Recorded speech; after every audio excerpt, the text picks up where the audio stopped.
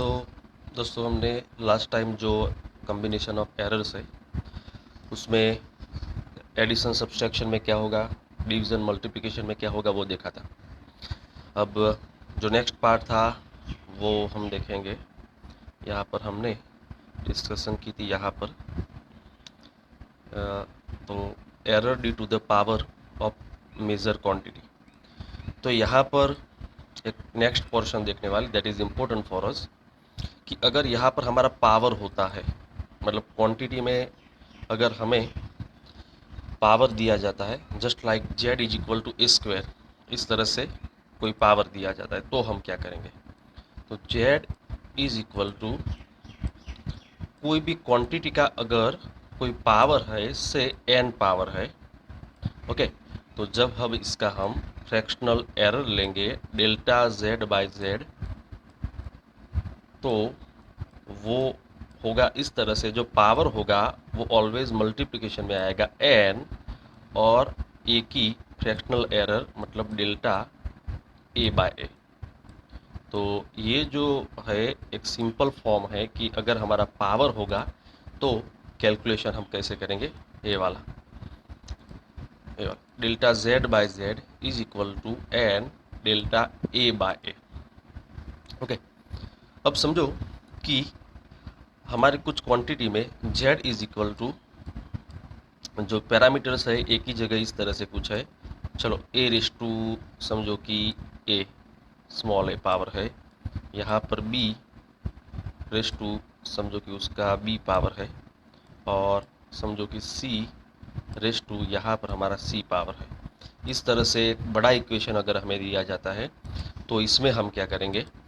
तो जब भी आपका पावर दिया जाए तो फ्रैक्शनल एरर जब आप फाइंड करेंगे डेल्टा जेड बाय जेड तो उसमें जो पावर होगा वो ऑलवेज मल्टीप्लिकेशन में आएगा, देन जो फ्रैक्शनल एरर होगी उसका हम एडिशन करते जाएंगे। तो ये जो सिंपल फॉर्म था, इस तरह से अगर ऐसा इक्वेशन दिया जाए तो जो पावर है वो आगे आएगी, ओके। तो A delta A by A that is the fractional error of the quantity A, then addition होगा अगेन, बाद में जो आएगा b तो b का जो पावर है वो आगे आएगा, ओके। उसका fractional error delta b by B, okay. यहाँ पर डिवीजन में भी c दिया गया है, हमें पता है कि डिवीजन होगा या मल्टीप्लिकेशन होगा that doesn't matter for error, तो उसका भी पावर c आगे आएगा और delta c by C, okay. इस तरह से होगा। तो ये जो है इक्वेशन वो आपको पूरा आइडिया देगा कि एग्जैक्टली कोई भी पावर हो तो हम क्या करेंगे। चलो इस बात को समझाने के लिए कोई एग्जांपल मैं ले लेता हूँ। चलो एग्जांपल के तौर पर जो पेंडुलम होता है उसका टाइम पीरियड है t is equal to two pi under root L by G, ऐसा इक्वेशन हम पढ़ेंगे फ्यूचर में। चलो ये जो इक्वेशन है वो टाइम पीरियड का है, अगर जो पेंडुलम होता है उसका टाइम पीरियड हमें फाइंड करना है तो इसमें हमें एरर देखनी है, फ्रैक्शनल एरर। तो हम क्या करेंगे, तो अभी जो t equal to pi under root L by G है, ये जो स्क्वायर रूट है उसको हम ऐसे भी लिख सकते हैं, स्क्वायर रूट का मतलब और क्या हो सकता है, तो उसका हाफ पावर, इस तरह से भी हम लिख सकते हैं। So this is the another form of square root, मतलब उसका एल रेज टू हाफ वो भी स्क्वायर रूट है, जी रेज टू हाफ वो भी स्क्वायर रूट है। इसका अगर फ्रैक्शनल एरर हम फाइंड करें तो delta T by T is equal to जो 2 पाई होता है उसका तो कोई एरर मिलता नहीं, वो तो नंबर है। एल का हाफ पावर है तो हम लिखेंगे जो पावर है वो आगे आएगा तो हाफ, और एल में fractional error delta L by L. Similarly जो जी है उसके लिए लिखेंगे उसका जो पावर है वो आगे आएगा, ओके। और जी में फ्रैक्शनल एरर मतलब डेल्टा जी बाय जी। तो इस तरह से हम इक्वेशंस ये बनाएंगे। तो यहाँ पर वो बात समझने के लिए हमें कुछ एग्जांपल्स दिए गए हैं कि भाई हम इसमें क्या करेंगे। तो देखते हैं हम इसमें एग्जांपल। चलो फ्रेंड्स, तो यहाँ पर हमारा एग्जांपल है बुक में जो हमें दिया गया है, example 2.11 find the relative error in Z if Z is equal to A raise to 4 B raise to 1/3 by C D raise to 3/2। So ये कुछ इस तरह से है, Z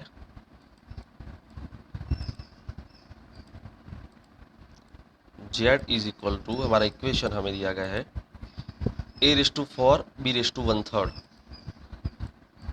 A raise to 4 B raise to 1/3 by C D raise to 3/t, C D raise to 3/2, it is 3/2, okay 3/2। इस तरह से simple equation हमें दिया गया है विथ मैनी पावर्स देयर। तो फ्रेंड्स, जैसे मैंने आपको बताया अभी जैसे हमने इसका एग्जांपल्स देखा, इस तरह से अगर हम सोचेंगे तो delta Z by Z, okay. अब करना क्या है इसमें, तो जो पावर है वो आगे आएगी, पावर आगे आएगी तो मतलब 4 डेल्टा ए बाय ए, ये हो जाएगा, ओके। प्लस ऑलवेज प्लस आएगा, पता है एरर का ऑलवेज एडिशन होगा, वो कोई भी कंडीशन में हो, जब भी कोई क्वांटिटीज़ का एडिशन करे, सब्सट्रैक्शन करे, मल्टीप्लिकेशन करे, डिवीज़न करे, हमारी जो फ्रैक्शनल एरर होगी उसका एडिशन होगा। चलो बी जो है उसमें पावर आगे आएगा तो 1/3 delta B by B, B by B. Similarly C जो है उसका 1 पावर होता है तो 1 लिखेंगे नहीं तो सिंपली हो जाएगा डेल्टा सी बाई सी, और जो डी है उसमें हो जाएगा 3/2 डेल्टा डी बाई डी। सो ये हो गया हमारा solution. So that is given here. तो आई होप कि ये जो एग्जांपल 2.11 है उसमें आपको पता चल गया होगा। अब देखते हैं एग्जांपल 2.12। ये पूरा समझने का यहाँ पर समझने के लिए है। The period of oscillation of a simple pendulum is T is equal to pi under root L by G. जो मैंने अभी आपको यहाँ पर इक्वेशन बताया था वो वाला इक्वेशन, ये जो है वो सिंपल पेंडुलम के लिए है। सिंपल पेंडुलम आपको पता है उसका टाइम पीरियड हम जब मेज़र करते हैं, सिंपल पेंडुलम, तो ये जो है सिंपल पेंडुलम है ये वाला। तो जब उसका ऑसिलेशन होता है तो वन ऑसिलेशन का जो टाइम होता है उसे हम टाइम पीरियड कहते हैं। वो हम मेज़र करेंगे और उसका इक्वेशन हमारा जो होता है T is equal to pi under root L by G. L जो है वो लेंथ है, जी है वो ग्रेविटेशनल एक्सेलरेशन है, वो हम पढ़ने वाले हैं पूरा सिंपल पेंडुलम। तो it is given that the period of oscillation of simple pendulum is T is equal to 2 pi under root L by G, हमारा equation. Measured value of L, जो पेंडुलम की लेंथ होती है, is 20 centimetre, known to 1 millimeter accuracy, and time for 100 oscillations of the pendulum is found to be 19 seconds using wristwatch of 1 second resolution. What is the accuracy in determination of G? तो अभी यहाँ पर हमने जो हमें बताया गया इस तरह से हम एक पेंडुलम अज्यूम करते हैं। पहले आपको ये पूरी तरह सिंपल एक समझना है, पूरा स्टेटमेंट जो लिखा है वो एक दफ़ा आपको पढ़ लेना है और समझना है, then we can explain what is going on. तो ये जो हमने यहाँ पर पेंडुलम बनाया उसमें, okay, so this is the simple pendulum where this is the length L, ये हमारी लेंथ है, ओके। वो हमें यहाँ पर दी गई है, वो है 20 सेंटीमीटर, वो है 20 सेंटीमीटर, ओके। और जो टाइम, ये जो ऑसिलेशन इसका होगा, इस तरह से जो इसका ऑसिलेशन होगा, जब ये ऑसिलेशन करेगा तो जो टाइम पीरियड हमें मिलेगा वो यहाँ पर हमें बताया गया है कि भाई 100 ऑसिलेशंस हो गए तो 90 सेकंड्स लगेंगे। मतलब ये जो ऑसिलेशंस होते हैं ना, समझो कि ये पेंडुलम जो है वो इस तरफ जाएगा, फिर घूम के यहाँ आएगा, फिर यहाँ वापस इनिशियल पोजीशन में आएगा, तो उसे 1 ऑसिलेशन कंप्लीट किया तो उसका जो टाइम है उसे हम टी कहते हैं, टाइम पीरियड। ओके, ऐसे उसने पूरे कितने ऑसिलेशंस किए, तो t is equal to 19 second में, 19 सेकंड में उसने कितने ऑसिलेशन किए, 100 ऑसिलेशंस किए। चलो, वो बताया गया है कि 100 oscillations of the pendulum is found to be 90 second using wrist watch of 1 second resolution. चलो, तो यहाँ पर एक दूसरी बात मैं दोस्तों बता दूं, उन्होंने कहा है कि भाई यहाँ पर the measured value of L is 20 centimetre known to 1 millimetre accuracy. तो मतलब कि ये जो पेंडुलम की लेंथ हमने मेजर की थी वो 20 सेंटीमीटर है, और वो 1 मिलीमीटर का लिस्ट काउंट बताती, मतलब कि अगर उसमें जो एरर आए तो वो आएगी 1 मिलीमीटर की। यहाँ पर लिखा गया है टू 1 मिलीमीटर एक्यूरेसी, तो मतलब अगर एरर आए तो 1 मिलीमीटर की एरर आएगी, उससे ज़्यादा नहीं आएगी। उतनी एक्यूरेसी के साथ हमने ये लेंथ मेजर की है। ओके, देन दूसरा यहाँ पर बताया गया है कि जो टाइम हमने यहाँ पर रिस्ट वॉच से जो मेजर किया था उसका रिजोल्यूशन 1 सेकंड है। उसका मतलब कि अगर इसमें एरर आएगी तो 1 सेकंड की एरर आएगी। ओके, अगर 90 सेकंड के अंदर समझो कि हमने गलती से 91 ले लिया और 89 ले लिया तो 1 सेकंड की एरर आएगी। तो ये है, ये लेंथ में एरर आएगी, ये बताया गया है। अगर इसमें आएगी तो सेकंड में, 1 सेकंड में टाइम में एरर आएगी। तो अब इसका अगर हम कैलकुलेशन करें तो हमारा इक्वेशन जो था वो हम देखेंगे t is equal to 2 pi under root L by G. Okay, so this is our equation given in our statement.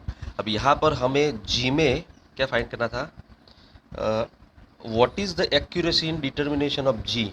तो ये जो जी हम फाइंड करते हैं उसमें हमें एक्यूरेसी चाहिए। तो अब जी जो है उसको सब्जेक्ट बनाना है, तो अब करेंगे क्या, इसका पूरा स्क्वायर कर देंगे। स्क्वायर करेंगे तो हो जाएगा T square is equal to 4 pi square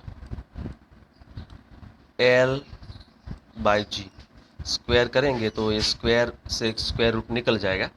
अब ये जी है, इसे टी स्क्वायर की जगह लिखते हैं, तो G is equal to 4 pi square L by T square. तो ये जी के लिए इक्वेशन बन गया। सो यहाँ पर जैसे हमने यहाँ पर एरर फाइंड की थी वो देखते हैं, तो delta G by G is equal to 4 pi square में कोई एरर रहती नहीं, वो तो नंबर है। एल में एरर अगर हम फाइंड करें तो delta L by L plus यहाँ पर टी में अगर एरर फाइंड करें तो 2 डेल्टा टी बाई टी। बस हो गया, हमारा इक्वेशन है। अब यहाँ पर हमें वैल्यू रखनी है। तो मैंने अभी आपको जैसे बताया कि एल जो है वो 20 सेंटीमीटर है, पर अगर उसमें एरर आएगी तो उसकी पॉसिबिलिटी है कि 1 मिलीमीटर आएंगी। दैट इज कॉल्ड एक्यूरेसी, कि 1 मिलीमीटर की एक्यूरेसी के साथ हमने उसको मेजर किया था। तो यहाँ पर हम जो एरर है वो 1 मिलीमीटर लिखेंगे, और यहाँ पर जो लेंथ है वो 20 सेंटीमीटर लिखेंगे। पर दोनों जो यूनिट है उसको हमें सेम करना पड़ेगा। तो मैं आपको बता दूं फ्रेंड्स कि 1 centimetre is equal to 10 millimetre. अगर आपको ये पता नहीं तो ये याद रखना, 1 centimetre is equal to 10 millimetre. Okay, तो 1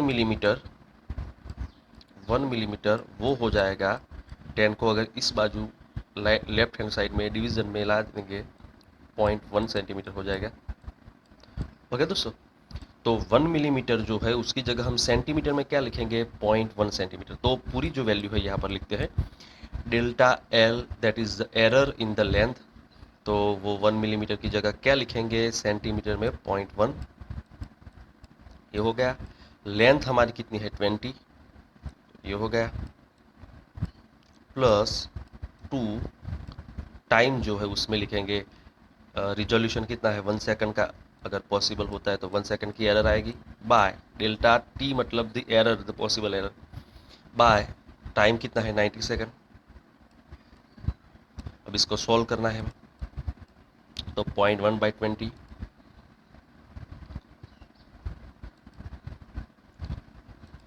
ऑनलाइन कैलकुलेटर। चलो, तो यहाँ पर हम 0.1/20,